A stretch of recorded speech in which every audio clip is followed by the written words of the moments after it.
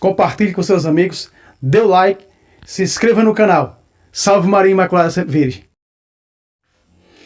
Compartilhe com seus amigos, dê o like, se inscreva no canal. Salve Maria Imaculada Sempre Virgem. E Salvador Jesus Cristo. Salve Maria Imaculada Sempre Virgem. Meu querido irmão, minha querida irmã, estamos aqui para gravar o segundo vídeo, por que não dizer o terceiro por causa da live, né? Então é o terceiro programa falando de Bíblia. E hoje nós vamos estudar um pouco, tanto literalmente como espiritualmente, pelo olhar teológico da Sagrada Escritura, da videira. O que significa isso?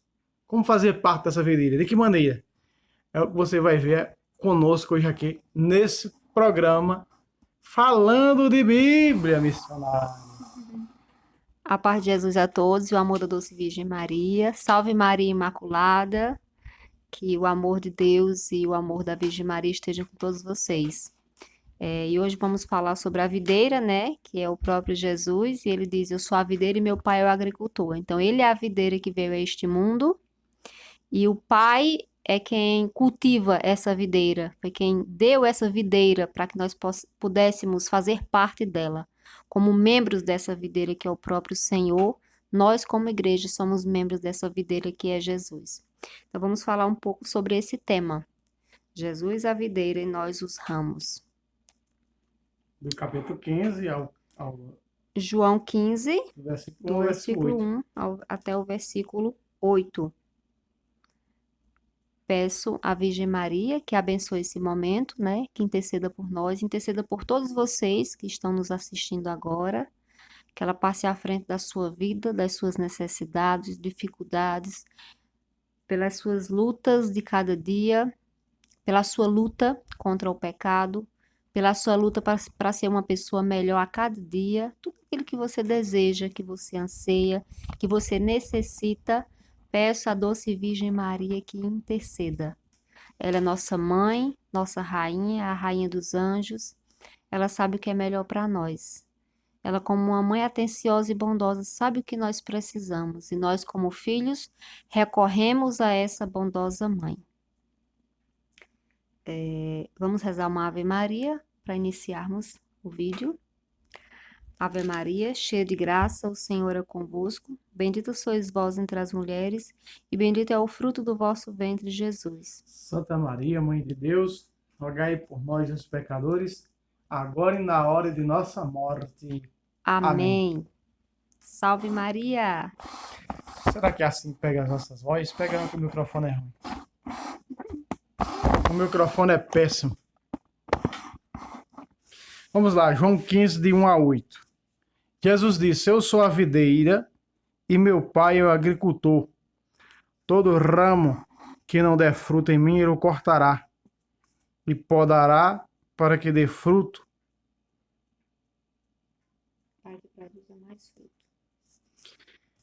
Vós já estáis puros pela palavra que vos tenho anunciado. Permanecei em mim e eu permanecerei em vós. O ramo não pode dar fruto por si mesmo, se não permanecer na videira. Assim também vós não podeis tampouco dar fruto, se não permanecerdes em mim. Eu sou a videira, vós os ramos. Quem permanece em mim e eu nele, esse dá muito fruto, porque sem mim nada podereis fazer. Se alguém não permanece em mim, será lançado fora, como ramo. Ele secará e hão de ajuntá-lo e lançá-lo ao fogo, que será queimado. Se permanecerdes em mim e as minhas palavras permanecerem em vós, pedireis tudo o que quiserdes, vos será dado. Nisso é glorificado meu Pai, para que deis muito fruto e vos torneis meus discípulos. Nós vamos explicar versículo a versículo. Eu sou a videira e meu pai é o agricultor. Todo ramo que não der fruto em mim, ele o cortará. E o podará todo o que der fruto para que produza mais fruto. Ou seja, aquele que está na igreja, aquele que é a igreja, que é ramo dessa videira, o galho dessa planta, dessa videira que é Jesus, nós somos esses galhos. Se nós não dermos frutos, se as pontas desses galhos não derem fruto, Ele diz aqui na palavra que seremos cortados. Ou a gente produz fruto ou seremos cortados, porque a gente não pode viver no mundo só por viver, só ocupando espaço no mundo. Nós precisamos dar frutos, frutos de perseverança, frutos de amor, de paz, de perdão, fruto de misericórdia, de boas obras, de testemunhos. Então, nós precisamos dar fruto daquilo que nós vivemos.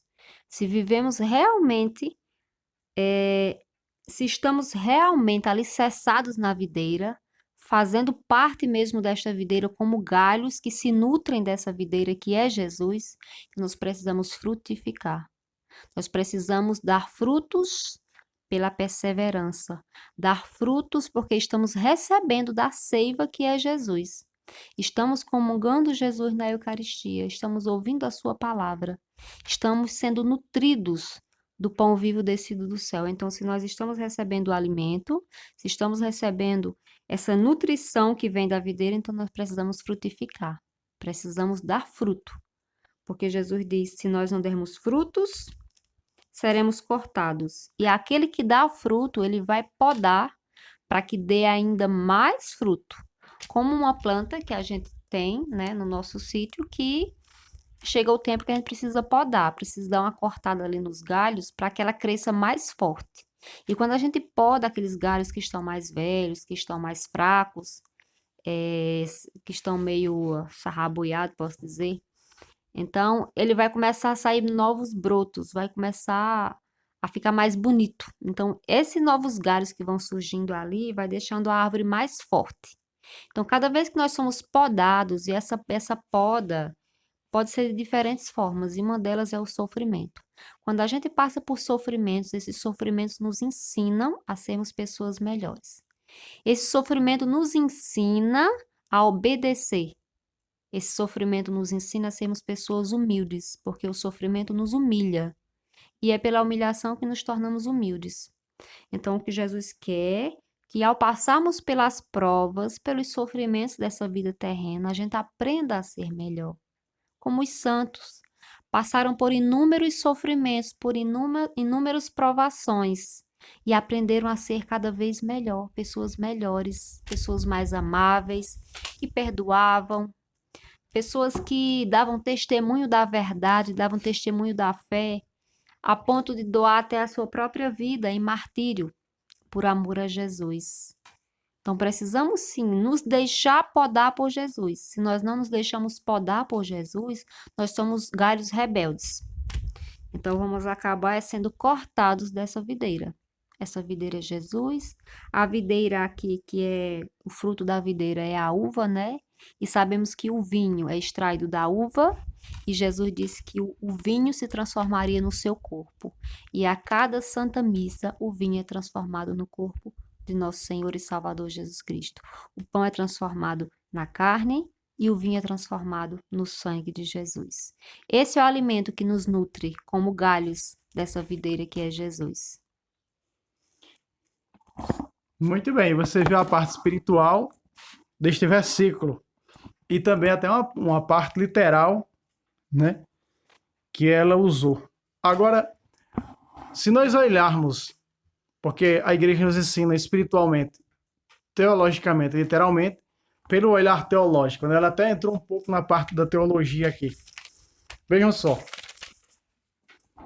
Eu sou a videira. A videira é quem? Jesus, o Pai, o agricultor. E quem são os ramos? Nós. Veja a videira. Jesus disse, eu sou a videira verdadeira. Então nós sabemos que a igreja ela é o corpo misto de Cristo. Então quando Jesus diz eu sou a videira, não está dizendo que é apenas a cabeça de Cristo que está aqui. Logo, quando a Sagrada Escritura diz que nós somos os ramos, cumpre-se que nós vamos ser os ramos só através do batismo. Por isso que esse texto ele é usado para as aulas do batismo. Porque nós só vamos fazer parte dessa videira, que é o corpo místico do Cristo, a sua igreja, através do batismo. Sem o batismo não temos como ser ramos. Não temos como estar na videira. 1 Coríntios 12, 13. Vai dizer o quê? Que pelo batismo nós nos tornamos membros do seu corpo. Ou seja, nós nos tornamos, olha o olhar teológico, nós vamos nos tornar o quê? Os ramos dessa videira, só pelo sacramento do batismo. Por isso nós recordamos aqui a parábola teológica que do convite à festa, né? Do grande banquete, que é a missa. E sabemos que a missa aqui na terra, como será no céu. Apocalipse mostra a missa no céu, né? Então, muito bem. Meu amigo, como tu entrastes aqui sem a veste? Olha aí. Como foi que tu entrou aqui sem as vestes? Como se atrevestes a entrar aqui sem as vestes? Eu já disse na outra passada, né? Que as vestes é dada pelo batismo. Ou seja, um pagão tinha um pagão sem a veste. Quem são esses que estão as vestes brancas? Olha aí.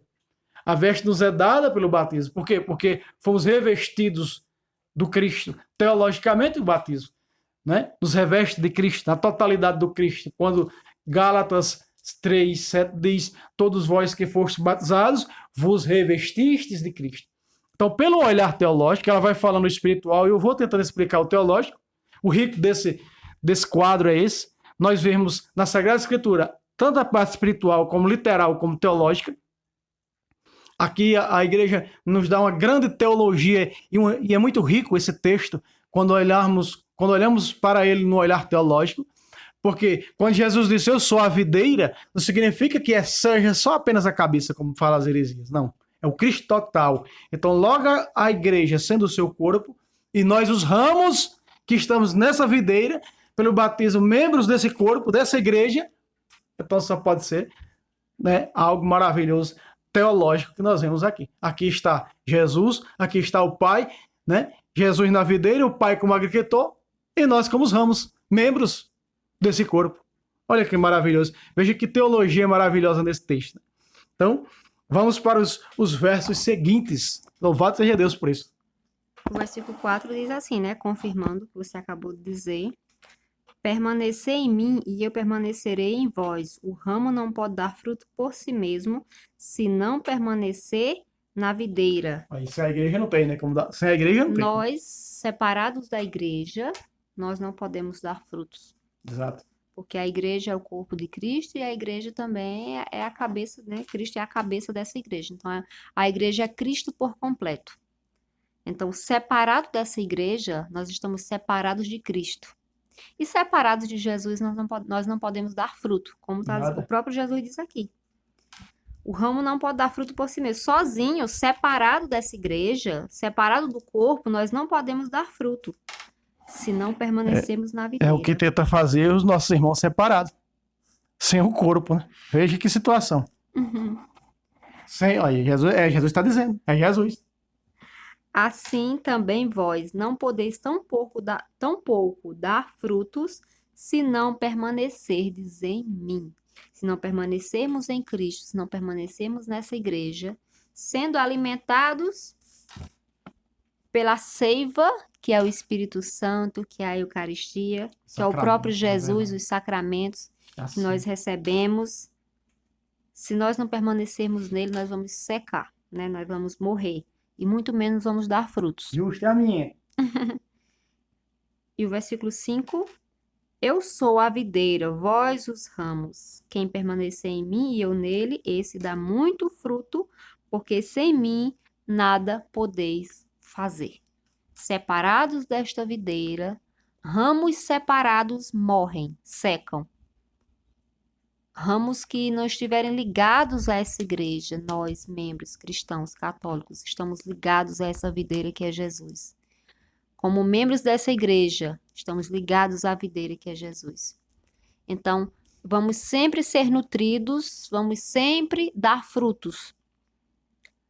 Mas se nós sairmos, nos separarmos, é como um galho quebrado, um galho cortado. Não tem como a gente dar fruto. É separado da videira, é separado da igreja, saiu fora, esse ramo agora passa a murchar e morrer, porque ele não recebe mais alimento e ele acaba se desprendendo. Não tem seiva. Não tem seiva, não tem alimento. Então ele vai murchando, murchando até secar.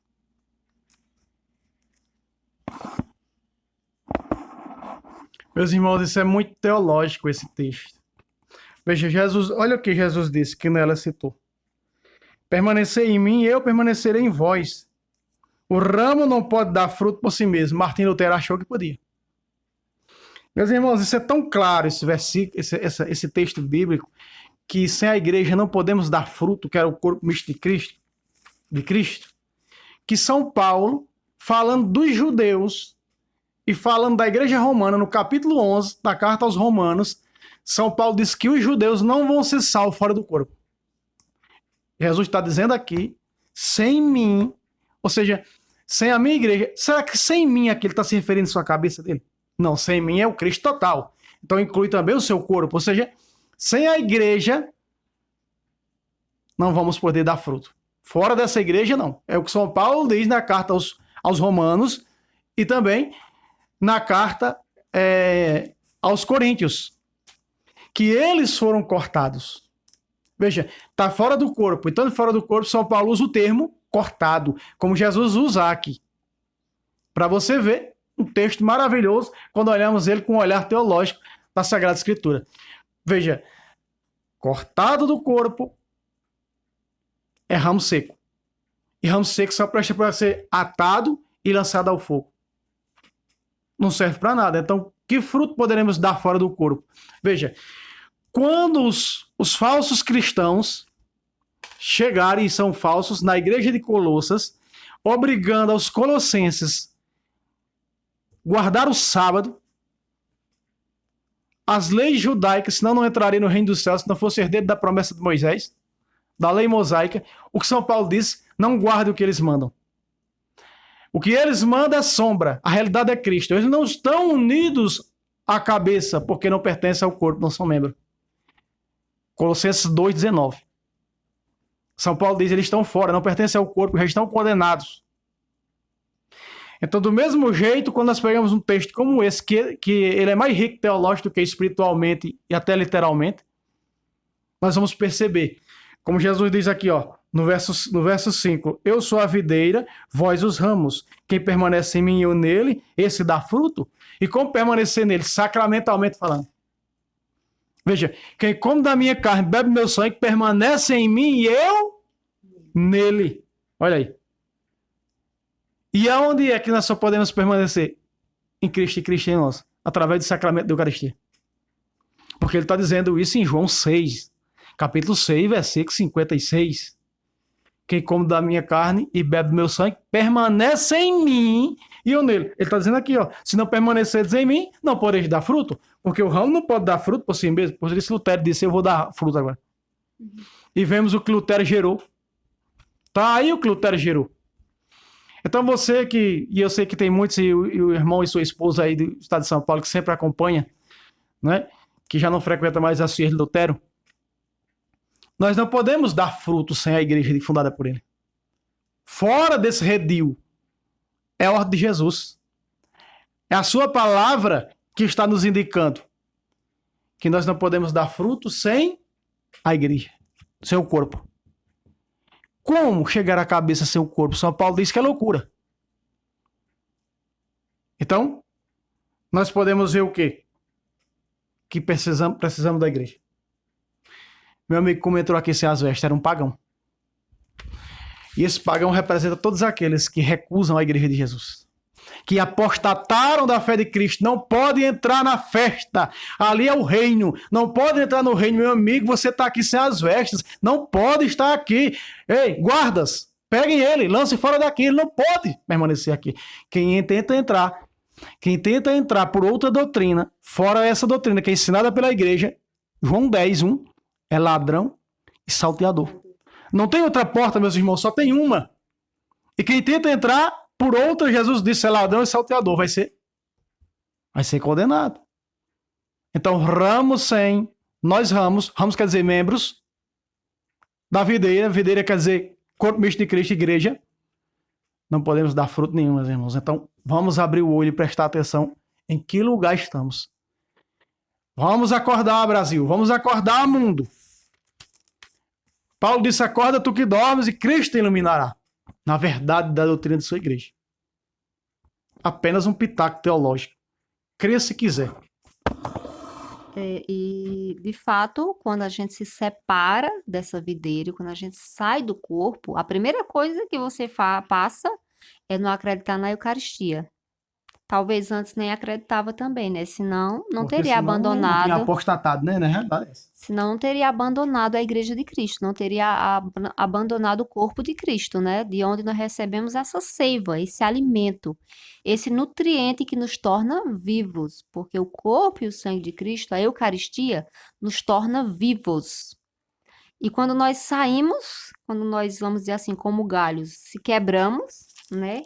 Nos permitimos ser quebrados dessa videira, então a gente passa a não mais receber nutriente, não receber mais alimento, a gente começa a passar fome, né? E, Aí o no ramo seca. entanto, a Eucaristia é esse alimento que não nos deixa passar fome nem sede. Se secar, só presta pro fogo. E quando a gente se afasta de Cristo, de Jesus e Eucaristia, a gente vai secando, até chegar ao Morre. ponto de sermos queimados. Ser juntado para sermos queimados. Então, sem a Eucaristia, nós vamos morrendo.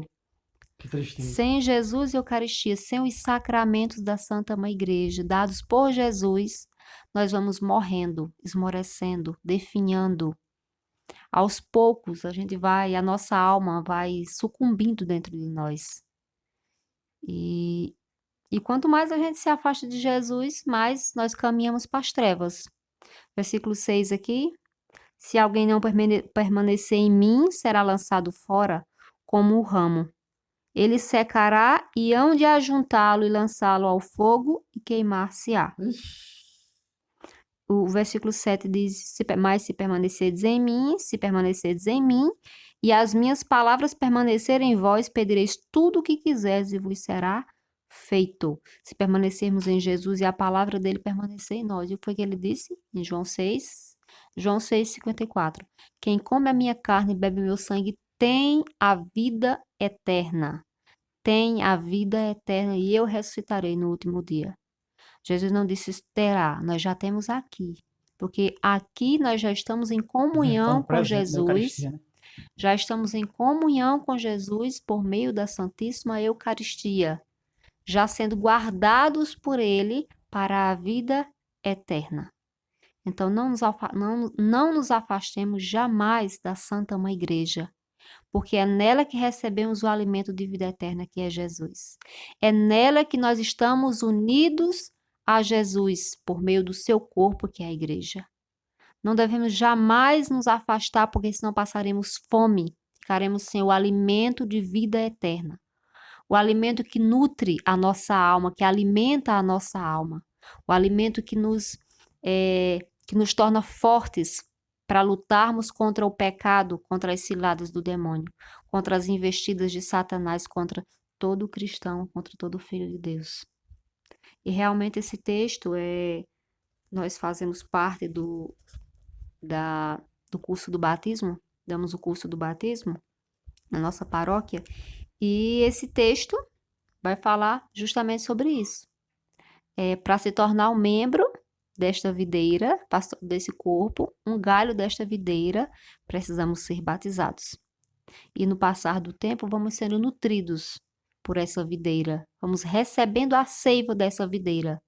Mas primeiro precisamos nos unir a essa videira, nos tornar um ramo. E é por meio do batismo. Então, a criança, já ao nascer, precisa renascer. Nasceu na carne, filho de pai e mãe, criatura humana, precisa renascer para uma vida nova. Ou seja, sua alma precisa estar unida ao corpo de Cristo, precisa estar unida à videira que é Jesus. Recebendo o Espírito Santo, e é pelo batismo que nós recebemos essas graças e muitas outras graças, porque o batismo nos torna cristãos, filhos de Deus adotados.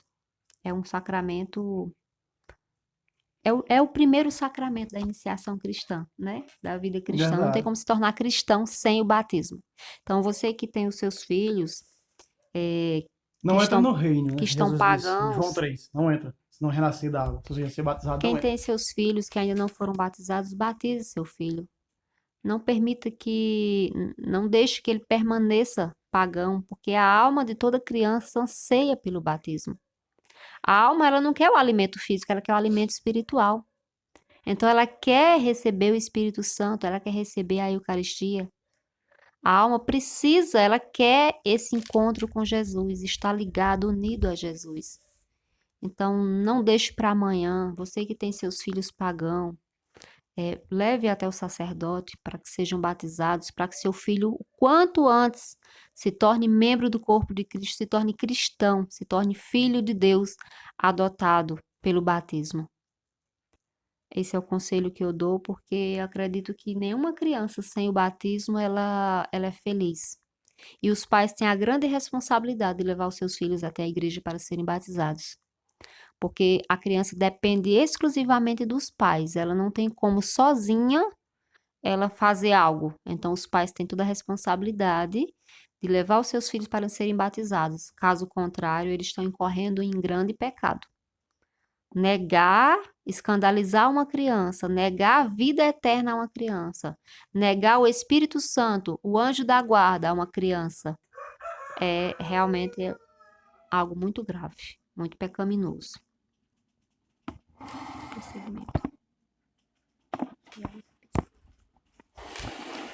Verdade, meus irmãos. Verdade verdadeira. Minha esposa falou tudo. Olha só. O versículo 6, ele está falando exatamente do castigo dos apóstatas.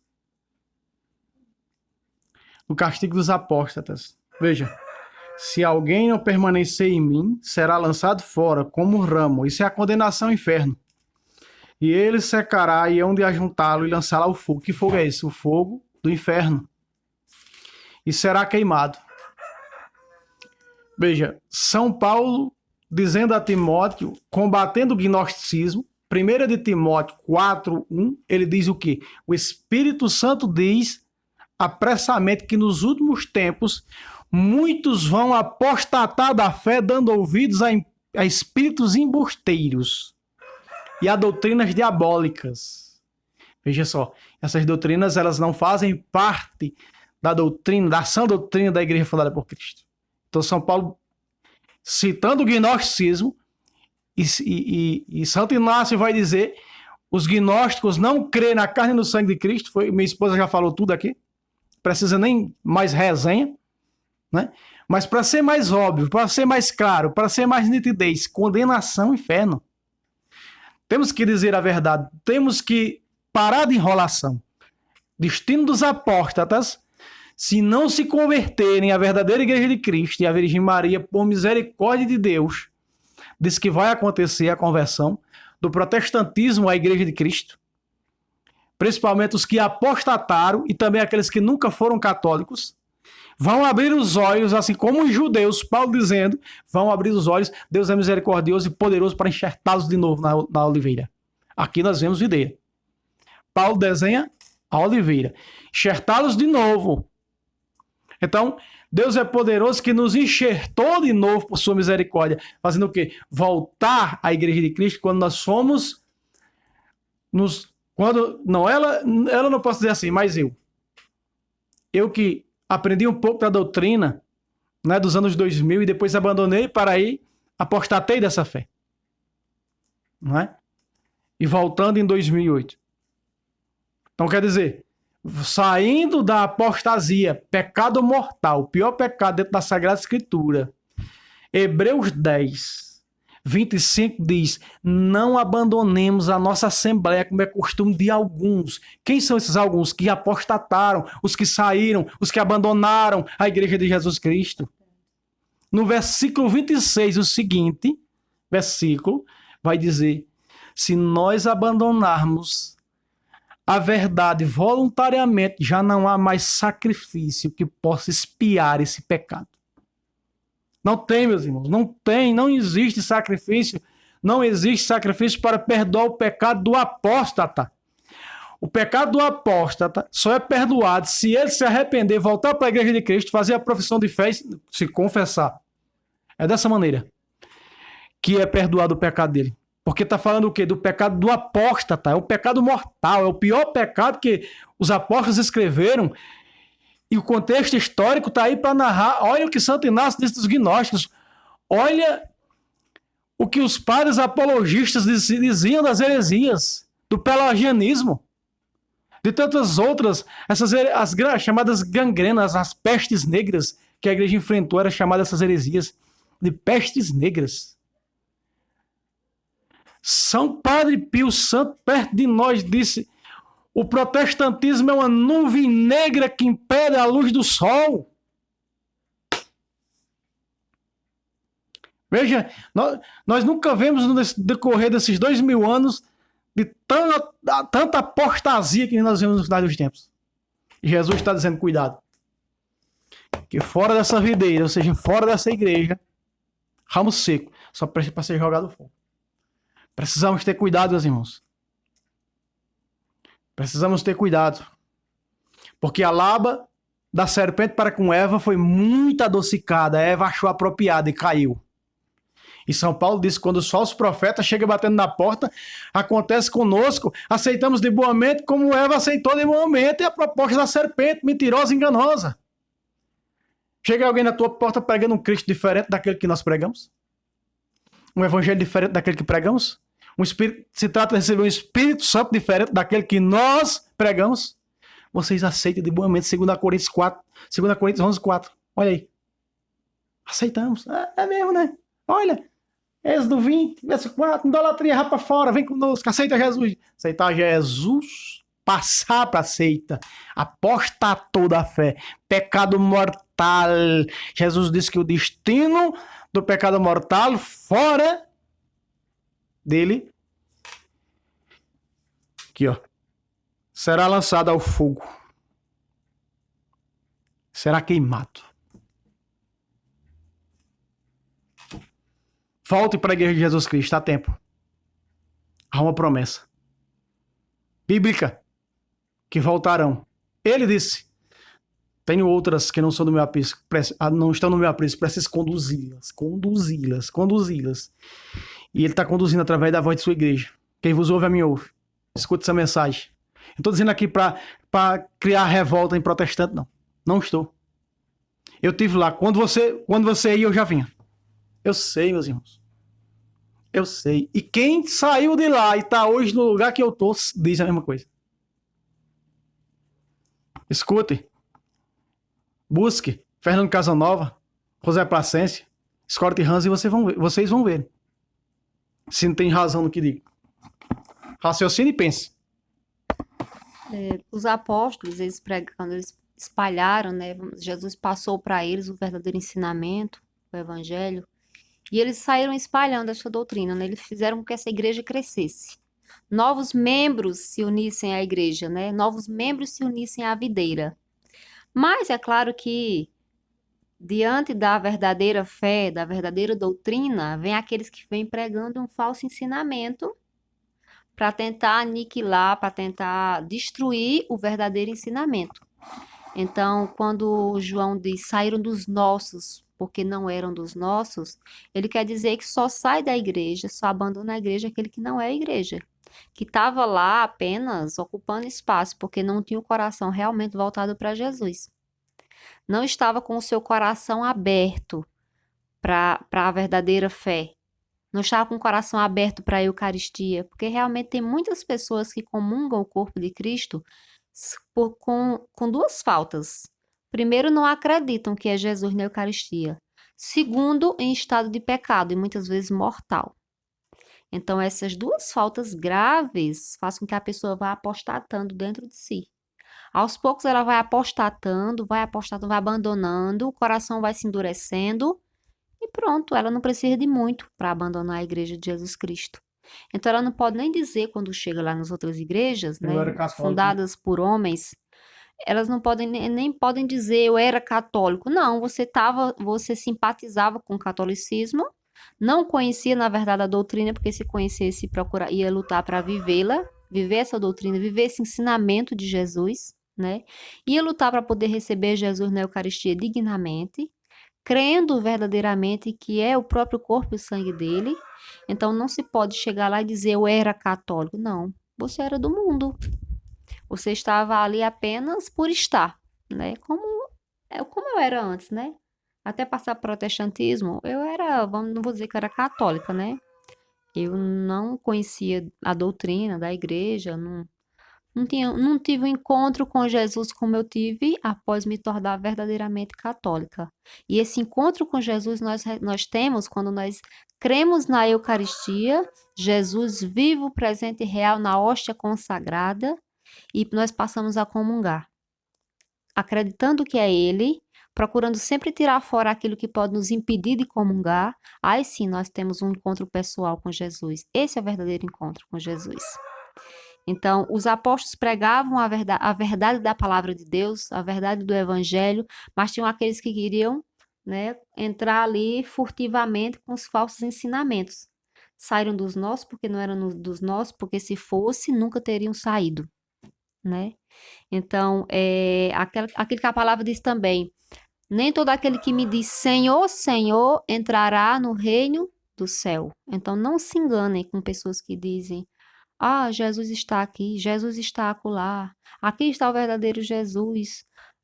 A Igreja Católica foi fundada por Jesus há 2000 anos. Depois da Igreja Católica, Jesus não fundou mais nenhuma. Nenhuma outra igreja ele fundou. Ele fundou apenas uma. E essa igreja atravessou a barreira do tempo de 2000 anos, sem nunca ser destruída. Porque Aleluia. o demônio não tinha poder e não tem poder para destruir essa igreja, porque o próprio Jesus prometeu. Na fundação da igreja sob Pedro, Mateus 16, 18, as portas do inferno nunca prevalecerão contra ela. Verdade. Então o inimigo já se levantou durante esses 2000 anos, o demônio se levantou. Tentou destruir imperadores Desde os pagãos. apóstolos até os dias de hoje, muitas perseguições se levantaram contra a igreja de Cristo, mas nunca conseguiram derrotá-la, E continuam, minha amada esposa, e continuam. nunca conseguiram destruí-la, porque ela foi edificada pelo próprio Jesus Cristo, pelo sangue de Jesus. Ninguém por aí que sai fundando igrejas morreu na cruz, foi crucificado ou ressuscitou. E nem recebeu ordem de Jesus para fundar a igreja, porque ele fundou a sua igreja. O próprio Jesus fundou a sua igreja, colocando Pedro, pedra, rocha, como primeiro líder dessa igreja, como primeiro chefe dessa igreja. Verdade. E de lá até hoje, a igreja, até o Papa Francisco, nosso Papa atual, 267 papas. E essa igreja, ela é viva. Essa igreja é uma igreja mãe, é uma igreja santa, porque é o próprio corpo de Jesus Cristo, né? E o corpo de Jesus é santo. Se tirar o corpo da cabeça, o que é que faz se eu tirar a minha cabeça do corpo? Eu vou morrer. E até em outra passagem bíblica fala na cauda, né? Capítulo 9 de Isaías. Vai falar na cauda. Você querer botar Jesus numa cauda, Pega a cabeça para colocar botar numa numa cauda. cauda, vira uma serpente. É o nome dele, o diabo. Uma cauda com uma cabeça é uma serpente, né? Querer tirar o corpo e botar só uma cauda com uma cabeça, vira uma serpente. A igreja é o corpo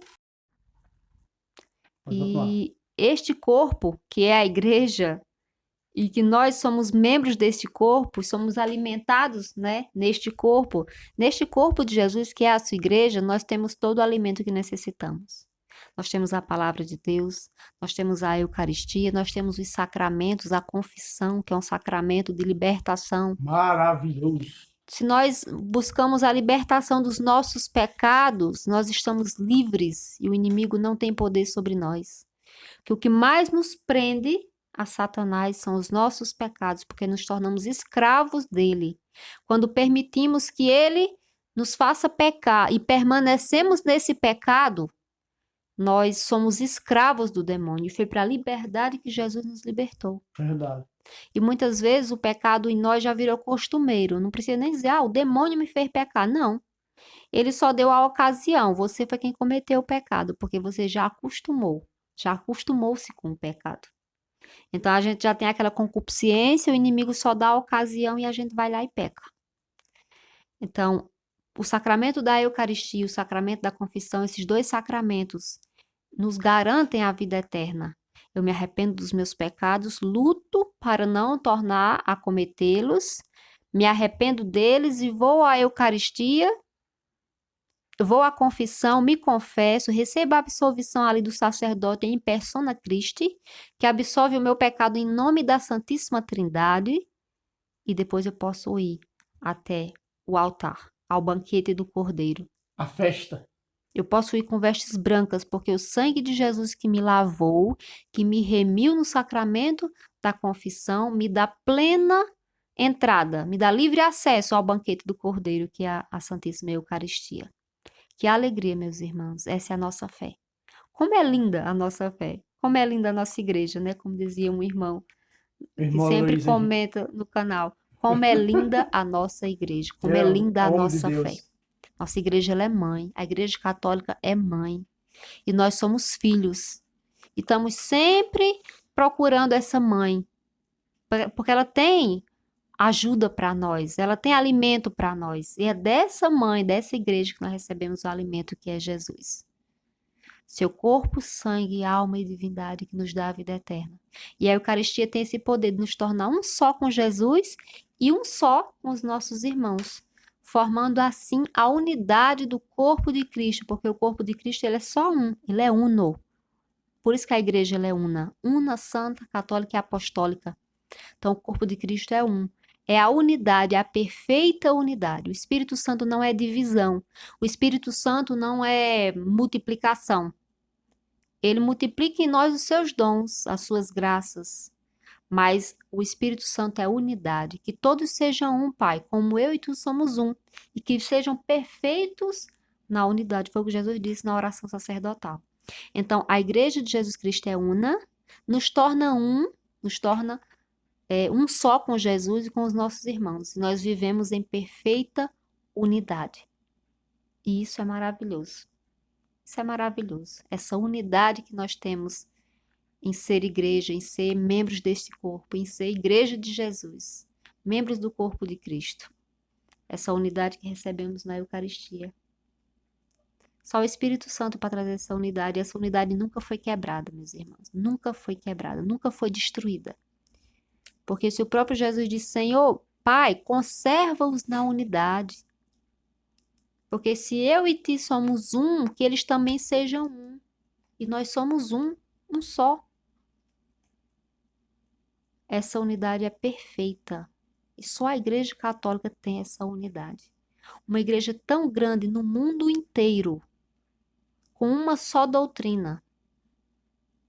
Eu comungo Jesus aqui, meu irmão comunga Jesus lá, em outro país, ouve a mesma liturgia aqui, ele ouve a mesma liturgia lá.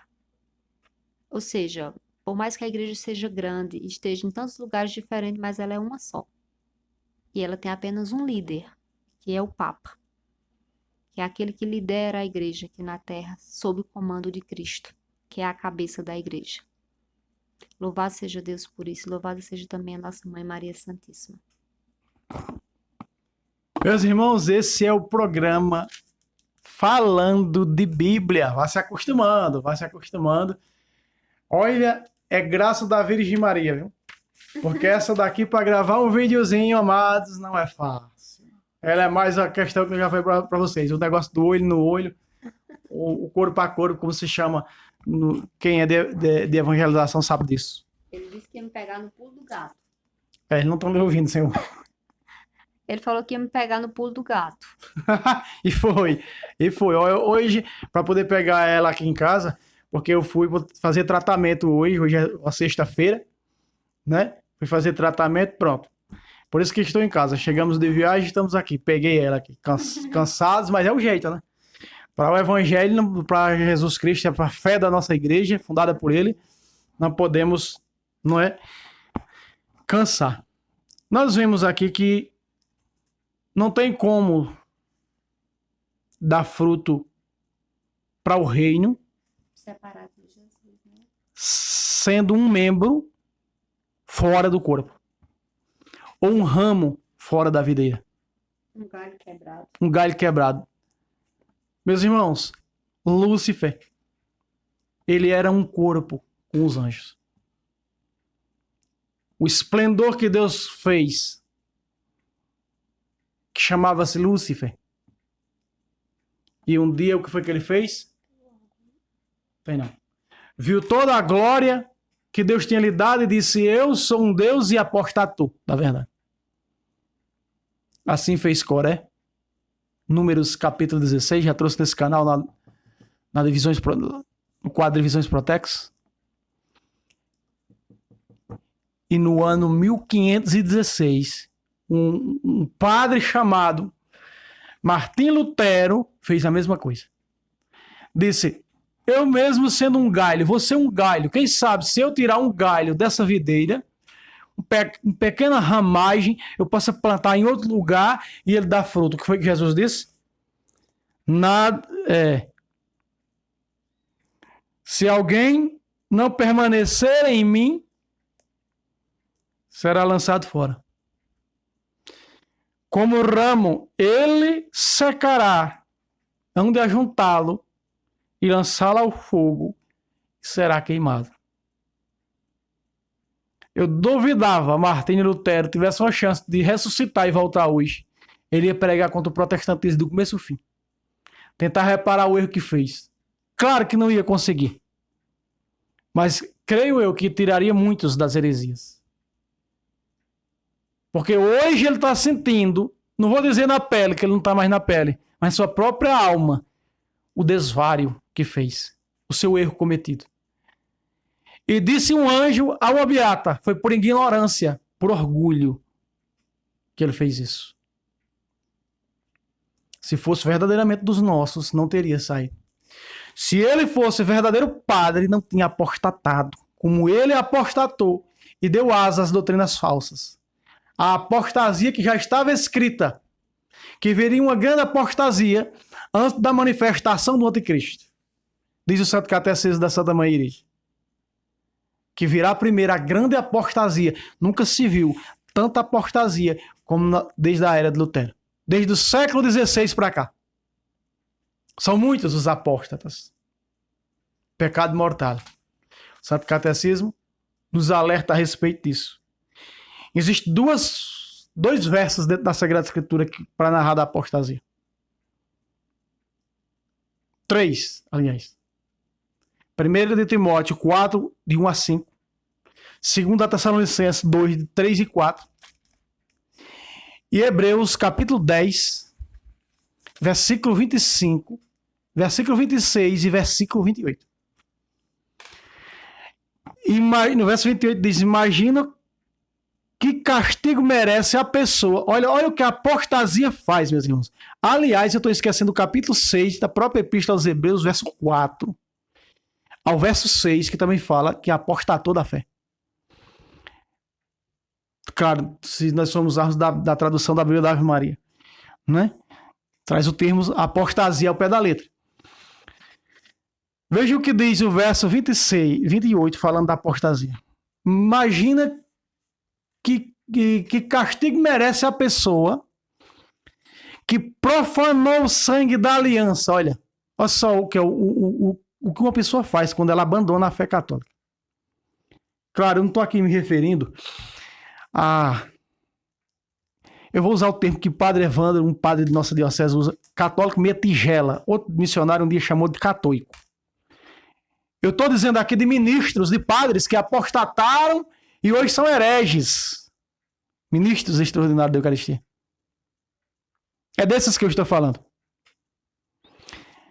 Imagina qual grau de castigo merece aquele que calcou os pés, os filhos de Deus, profanou o sangue da aliança e ultrajou o Espírito Santo, autor da graça. Olha só, Jesus descreve a apostasia como blasfemou contra o Espírito Santo.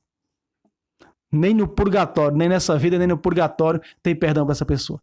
Então já não há mais sacrifício, diz o verso anterior, 2 versos antes, 26. Já não há mais sacrifício para aqueles que, mesmo conhecendo a verdade, abandonaram voluntariamente. Já não existe expiação por esse pecado. Não tiene perdão, hermanos, não tiene perdão. Não existe. Faça igual aquele lá que dizia, da escola de humor, né? Não existe. É um padre lá que dizia que não tem inferno, né? Não existe. Não existe. Perdão. Primeiro, a confissão, Jesus disse: receba o Espírito Santo para vocês perdoar. Quando eu rejeito a confissão, eu estou rejeitando a obra do Espírito Santo, onde ele está habitando e agindo, que é a confissão. Quando eu já digo, não, confesso o pecado da alma, eu já estou apostatando. Jesus disse, ei, olha, cuidado com o Espírito Santo, viu? Blasfemar contra mim, blasfemar, fazer alguma coisa, se arrepender. Agora, quem vai contra a obra dele, nos ensina a Santa Igreja, quem vai contra a obra do Espírito Santo, que começar pelos sacramentos, e ali a confissão, em João 20, de 21 a 23. Veja só. Então, o apóstata hoje, não só é aquele que abandonou a fé católica e foi para as filhas de Lutero, que né, minha esposa dizia antes. Existe muito apóstata dentro da igreja. Gente dentro da igreja que comunga Jesus todo domingo, mas não crê que Jesus é corpo, sangue, alma e divindade da Eucaristia. Eu digo que eu já ouvi. Estou cansado de ouvir isso. Padre, meus irmãos, olha aquele monge que dizia como é que pode isso. Lanciano, que sirva de exemplo para os ímpios do porvir. Para os ímpios do porvir. E os ímpios de nossa época. Que diz aquilo ali é apenas uma bolachinha consagrada do padre, não passa disso. Transformou-se nas mãos daquele monge incrédulo, que pegava no momento da consagração, dizia no seu coração, apesar de eu pronunciar essas palavras, isso aqui não é carne de Cristo, muito menos sangue. Um milagre aconteceu. Então, que esse texto, que é teológico e espiritual, e que diz aqui no versículo 7, se permanecerdes em mim e minhas palavras permanecerem em vós, pedireis tudo o que quiserdes e vos será feito. Como é que esse versículo se cumpre, irmão Fábio? Quando nós ouvimos a igreja. Meus irmãos, cuidado para não interpretar a palavra de Deus como só a escritura. Não é. A palavra de Deus dentro das escrituras é a unidade do magistério, sagrada tradição e escrita. Quem vos ouve, a mim ouve. Jesus não disse, quem ouve a Bíblia, a mim está ouvindo. Não. Em que lugar, meus irmãos? Está escrito que Jesus disse, ou um apóstolo que disse, quem ouvir a minha Bíblia, é a mim que está ouvindo. Como ensina as filhas de Lutero. Não.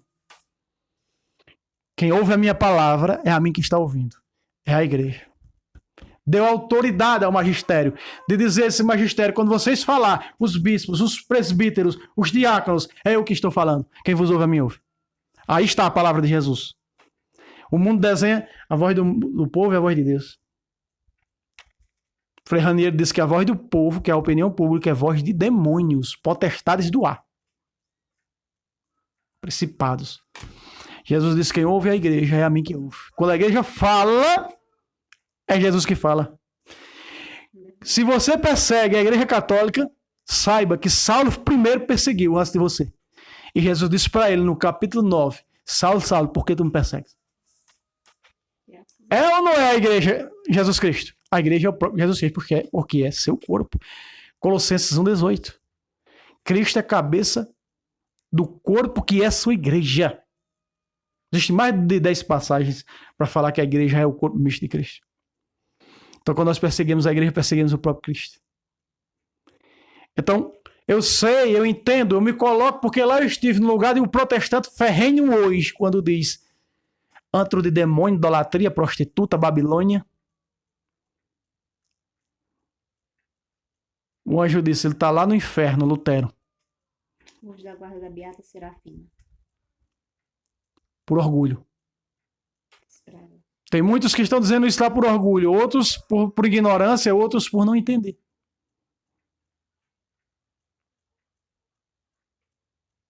Fala aí, meu irmão, você o microfone não ouviu. Foi o anjo da guarda da Beata Serafina, né? Ela estava passeando pelas ruas da Alemanha, de uma cidade da Alemanha. Estamos comemorando o dia de Martim Lutero, da revolta. Uma cidade, justamente nessa cidade foi onde ele nasceu. E estavam se comemorando 400 anos do nascimento dele, né? Da natividade dele.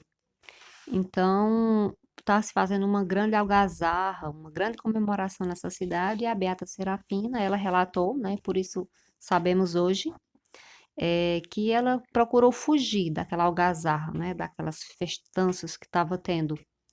E ela procurou, assim, meio escuro, viu um templo, ajoelhou-se na calçada, porque estava fechado, as portas estavam fechadas. Ajoelhou-se ali e começou a rezar. Então, quando ela começou a rezar, o anjo da guarda dela disse: Levanta-se, Serafina, porque aí é um templo protestante. E ela se levantou. E ele disse assim: Vou te dizer, vou te mostrar onde está aquele que, se soubessem, não estariam louvando ele como estão fazendo aí na rua. E mostrou Lutero no inferno, rodeado de demônios à parte, com um sofrimento maior do que as outras almas. E os demônios tentavam, sem sucesso, fincar com martelos pregos na cabeça dele.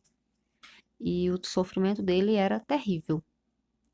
E nós acreditamos sim, porque essa beata era uma beata digna de crédito, né? De acreditarmos no que ela disse. Por isso E que é ela, beata. e ela deixou escrito o que o anjo da guarda relatou a ela e mostrou a ela numa visão. Realmente por orgulho. Lutero, na época, foi excomungado pela igreja. O Papa, na época, Papa Leão. Papa Leão, Acho que foi Leão 10, se não me engano. na época, pediu para que ele se arrependesse, voltasse atrás naquilo que ele estava fazendo. Ele estava se rebelando contra a igreja de Jesus Cristo. Mas ele não quis. Então, por orgulho, ele não quis voltar atrás naquilo que ele tinha feito. Ele já se revoltou, se rebelou contra a igreja por orgulho mesmo. E também não quis voltar atrás, não quis pedir perdão à igreja por tudo aquilo que já estava fazendo de errado, de ruim. A igreja estava sendo oprimida por aquela perseguição, as pessoas estavam se levantando contra a igreja. Ele não quis voltar atrás, então ele foi excomungado. Então foi o orgulho que cresceu no coração dele, que já estava no coração dele, foi só crescendo, a ponto dele romper o seu laço com a igreja. E de lá para cá, nós sabemos, né, do ano de 1500 para cá, são grandes as perseguições contra a igreja, perseguições horríveis contra a igreja. E como Fábio falava, quando Saulo perseguia os cristãos, ele estava perseguindo a igreja. Os cristãos eram a igreja de Jesus Cristo. E, no entanto, quando ele caiu do cavalo, que Jesus falou com ele, ele disse: Saulo, Saulo. Jesus disse: Saulo, Saulo, por que me persegues? E Saulo disse: Quem és, Senhor? Ele disse: Eu sou Jesus a quem tu persegues. E, no entanto, Saulo perseguia os cristãos. E perseguindo os cristãos, perseguia a igreja. E perseguindo a igreja, persegue o próprio Jesus Cristo. Quem persegue a igreja Quem vos rejeita, me católica rejeita. persegue o próprio Jesus Cristo. Então, por ignorância fazem isso. Não. Por orgulho fazem isso. De perseguir a única igreja fundada por Jesus. Porque ele digo que a maioria deles sabe que a igreja católica foi fundada por Jesus. Porque não tem provas, não tem como provar que a igreja foi fundada no ano 400. E os santos, e os primeiros santos? E os apóstolos, que vieram desde Pedro? Não tem como provar que Constantino fundou a igreja. Outros dizem até que Nero fundou a igreja. Coisas, meus irmãos, que não tem cabimento. Ignorância que não tem cabimento. Então é só preciso estudar. Alguns protestantes que voltam para a igreja, eles voltam porque eles estudaram. Só precisa estudar um pouco o passado, estudar a história da igreja, a raiz. Vai lá na raiz dos apóstolos para cá e estuda. Se estudar um pouco, só precisa estudar um pouco, vai descobrir que aquela igreja que Jesus fundou, ela nunca acabou. Porque que igreja era essa que Jesus ia fundar e ia se acabar? É uma igreja que nasce aí na esquina e por falta de recursos ela acaba? Não. Jesus não fundaria uma igreja dessa forma. Ele não fundaria uma igreja para deixar ela desamparada, para que ela à mercê de si própria, para depois ela morrer, ela se acabar. Jamais. Ele é Deus. E só um Deus poderia fundar a igreja. Então, Jesus, sendo Deus, fundou a sua igreja. Deixou um líder à frente dessa igreja, um líder, um ser humano, um homem. Mas um homem que ele viu virtudes. Então, quando você ouvir alguém dizendo, olha, Pedro, os nossos irmãos separados dizem, Pedro negou Jesus. Só dizem isso aí, como se só vissem o passado sujo de alguém. Pedro negou Jesus 3 vezes. Esquecem que o próprio Jesus fez com que Pedro três vezes professasse a sua fé e o seu amor em Jesus. E Pedro professou. E dessa forma, Jesus anulou. O próprio Pedro anulou a sua negação. Jesus fez com que Pedro anulasse essa negação, porque Jesus perguntou 3 vezes se Pedro amava. E, gente, isso é palavra de Deus. É só estudar, aplicar o coração ao verdadeiro ensinamento da palavra, ao verdadeiro magistério, à verdadeira interpretação da palavra de Deus, para se entender. Porque o recurso que tem a palavra de Deus, ele é muito grande, ele é imenso. Então, só precisamos aplicar o coração a entender conforme a doutrina da verdadeira igreja de Jesus Cristo, conforme o magistério, conforme o que nos ensina o Espírito Santo. E é a igreja depositária da verdadeira sabedoria de Deus. É a igreja depositária do verdadeiro entendimento da palavra de Deus. Então, espíritos ignorantes deturpam a palavra. Espíritos ignorantes tornam a palavra feia, tornam a palavra desfigurada, desfiguram a palavra de Deus. Fazem com que até os membros ali, aqueles que fizeram parte, né, desde Jesus até hoje, se tornassem pessoas até macabras, cabulosas, né? Como já cheguei a ouvir, sabe? Me doeu o coração quando eu ouvi alguém dizer um protestante dizer que Nossa Senhora tinha 7 demônios, que Jesus tinha expulsado 7 demônios da Virgem Maria. Eles erraram, foi Maria Madalena. E assim, eu fiquei em dúvida. Primeiro eu reagi de uma forma assim tão, sabe? Eu fiquei tão. Não sei nem se eu fui nervosa, não sei uma nervosa. O espanto. Eu me espantei. Como? Como é que alguém pode ensinar uma coisa dessas? Que Jesus expulsou 7 demônios de Maria, mãe de Jesus. Ou dizem isso para macular a mãe de Jesus, que é Ignorância, mais ignorância. imaculada, ou mesmo não entenderam. Mas a Bíblia fala, ao pé da letra, que foi de Maria Madalena. 16:9 de Marcos. Maria de Então, Magdala. então, quando se entende a palavra de Deus de forma obscura, com entendimento obscurecido, com entendimento pervertido, está se entendendo a palavra como sendo qualquer coisa, como sendo um livro qualquer, como sendo livros quaisquer. Porque a palavra de Deus é linda. A palavra de Deus nos dá o verdadeiro ensinamento de Jesus. Nos dá a verdadeira sabedoria que vem do alto. Mas é preciso aplicar o coração a entender a palavra conforme o verdadeiro ensinamento que só a igreja tem. Só a igreja tem um sagrado magistério. É por meio da igreja que nós conhecemos a infinita diversidade da sabedoria de Deus. Quem diz isso é o apóstolo São Paulo. Faz 3:10. Por meio da igreja conhecemos a infinita diversidade da sabedoria de Deus. Divina, só de Deus. Deus. Só a igreja. Então, quando se vai estudando a igreja, sabe, muitos deles estão voltando. São nossos irmãos separados, eles estão voltando para o redil, para o curral das ovelhas, para o aprisco das ovelhas, para se juntar a esse povo, a essa unidade, a esse corpo de Cristo.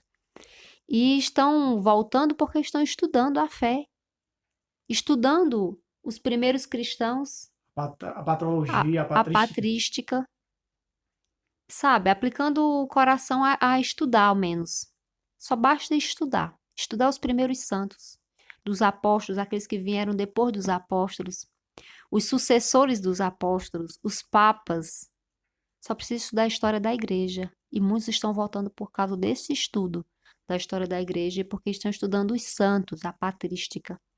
Não tem como estudar os santos Não se e apaixonar pela igreja de Cristo. e não entender como Jesus ama essa igreja. E o amor que eles tiveram a essa igreja, deram a sua vida por essa igreja, deram a sua vida por Jesus. Conhecer a história de um santo que foi martirizado por amor a Jesus e chamar ele de ídolo, isso é sem cabimento. Dizer que ele é uma pessoa qualquer. Então tem coisas que não dá para engolir. Chamar, em vez de conhecer a história, Conhecer o que ele fez, por que que ele passou a ser chamado de santo, o que ele fez para receber esse título de santidade. Porque a igreja o reconheceu santo. Foi o que ele fez. Estuda a história dele, em vez de ficar chamando ele de como se ele Ídolo. fosse um pedaço de pau. Que na verdade ídolo é qualquer coisa que você coloca na sua vida como Deus. Os santos, Só é uma imagem. Poder servir a Deus e o dinheiro, por exemplo. qualquer coisa, o sexo torna-se um ídolo na vida da pessoa. O dinheiro, os bens materiais tornam-se um ídolo. Empresa, Qualquer trabalho, qualquer coisa. E, no entanto, nos acusam de idolatria, ídolo, latria, adoração a ídolos. Os santos não são ídolos, nunca foram. Então, Nem um católico adora um e santo. nem nós adoramos a eles, de forma alguma. A nossa adoração exclusiva é a Jesus, vivo, presente e real, na Eucaristia. Adoramos Ele como o único Senhor e Salvador de nossas vidas. Os santos são apenas adoradores como nós. Eles foram e são no céu adoradores de Jesus Cristo. E nós estamos nessa caminhada de adoração, de busca, de luta pela santidade como eles viveram, como eles fizeram.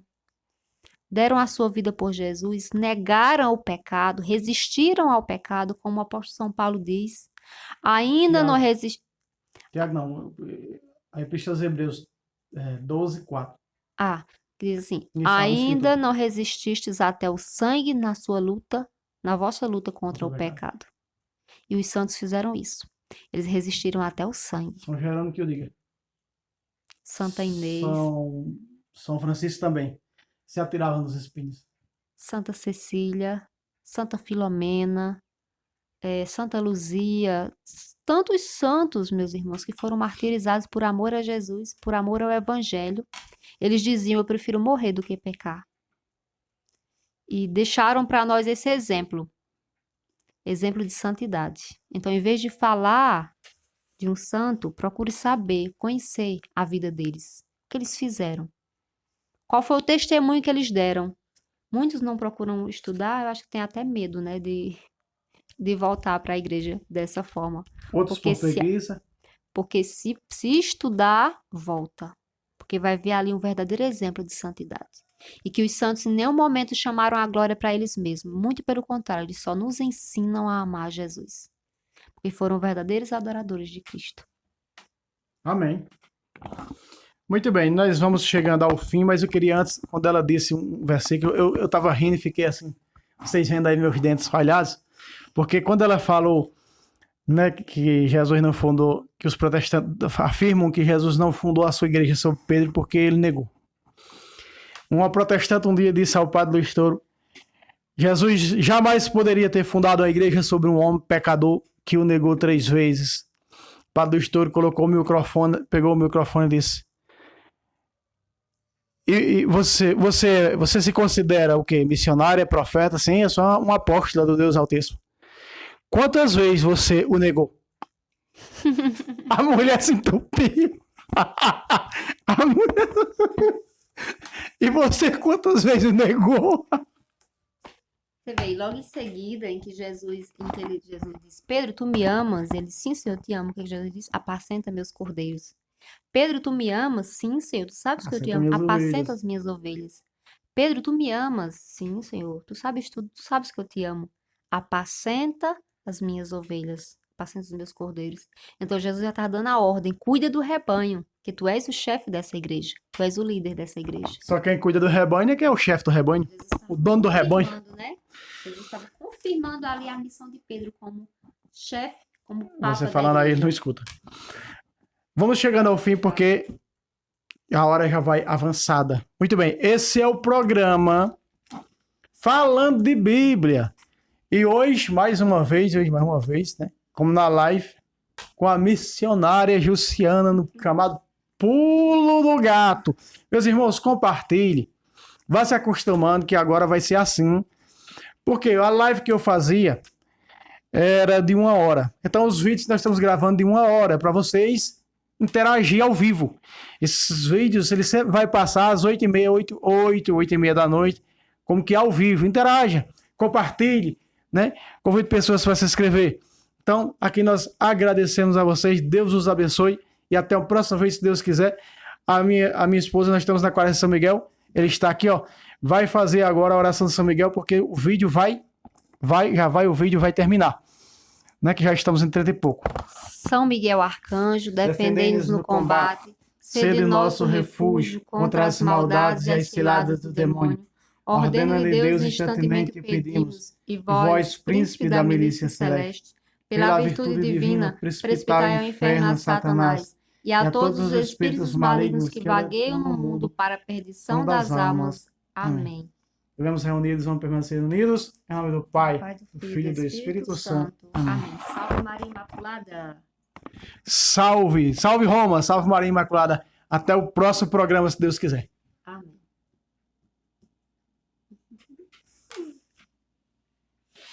Corta, diretor.